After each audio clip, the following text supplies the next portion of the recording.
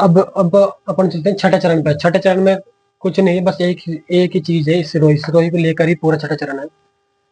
छठे चरण में सिरोही रियासत का विभाजन कर दिया गया। छठे चरण में सिरोही रियासत का विभाजन कर दिया गया। आबू व देलवाड़ा, आबू व देलवाड़ा सहित 89 गांव बॉम्बे में मिला दिए गए, जिसमें गोकुल भाई भट्ट का जिसमें गोकुल भाई भट्ट का गांव हाथल शामिल था। हाथल शामिल था। सिरोही रियासत का विभाजन किया गया। आबू व देलवाड़ा सहित 89 गांव बॉम्बे में मिला दिए गए, जिसमें गोकुल भाई भट्ट का गांव हाथल भी शामिल था। इस अनुचित विलय पर पटेल भाई का कहना था, सरदार वल्लभ भाई पटेल का कहना था कि राजस्थान वालों को गोकुल भाई भट्ट चाहिए था, वह हमने दे दिया है। आपसे क्वेश्चन, आपसे इसमें 2-3 तरह के क्वेश्चन आ सकते हैं। देखो, इसमें पूछ जाएगी, आपको ये स्टेटमेंट दे दिया गया, राजस्थान वालों को गोकुल भाई भट्ट चाहिए था, वह हमने दे दिया है। ये कथन किसका है? आपसे पूछा जाएगा, ये कथन किसका है? एक क्वेश्चन होगा, एक गोकुल भाई,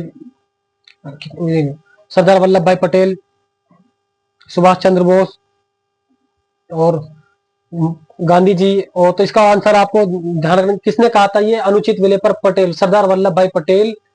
सरदार वल्लभ भाई पटेल का कहना था कि राजस्थान वालों को गोकुल भाई भट्ट चाहिए था, वह हमने दे दिया है। और सिरोही रियासत का विभाजन किस में किया गया? आबू में, देलवाड़ा में। 89 गांव बॉम्बे में मिला दिए, जिसमें गोकुल भाई भट्ट का गांव हाथल भी शामिल था।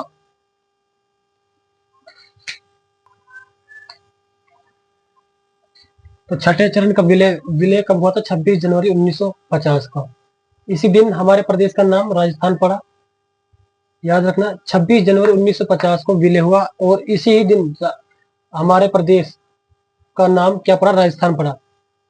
तो आपसे क्वेश्चन पूछा जाएगा, राजस्थान का नामकरण कब किया गया? तो आएगा 26 जनवरी 1950 को। आपसे भी पूछ ली जाए कि 26 जनवरी 1950 को राजस्थान में क्या घटना घटित हुई थी। एक आपसे पूछा जाएगा कि छठा चरण का विलय हुआ था, और एक आपसे पूछ लिया जाएगा कि इस दिन हमारे प्रदेश का नाम राजस्थान पड़ा। तो आपसे फिर वो पूछेंगे कि कथन एक सही है, कथन दो गलत है, कथन दो सही है, एक कथन एक गलत है, कथन एक और दो दोनों सही है, और डी आएगा कथन एक और दो दोनों ही गलत है। तो आपको तरीके से अपने बुद्धि का उपयोग करते हुए क्या करना है? 26 जनवरी 1950 को इसका विलय हुआ छठे चरण का। इसी दिन हमारे प्रदेश का नाम राजस्थान पड़ा। हीरालाल शास्त्री को राजस्थान का पहला मनोनीत मुख्यमंत्री बना दिया गया, क्योंकि आपने देखा हीरालाल शास्त्री को राजस्थान का पहला मनोनीत मुख्यमंत्री बनाया। मनोनीत मुख्यमंत्री की लिस्ट देखो, हीरालाल शास्त्री, CS वेंकटाचार्य, ये आज के दौर में ICS थे, मतलब IAS होते हैं ना, इंडियन एडमिनिस्ट्रेशन सर्विस, उस समय ये थे CS Venkatacharya, CS civil servant Venkatacharya. निर्वाचित CM थे टीकाराम पालीवाल और जय नारायण व्यास।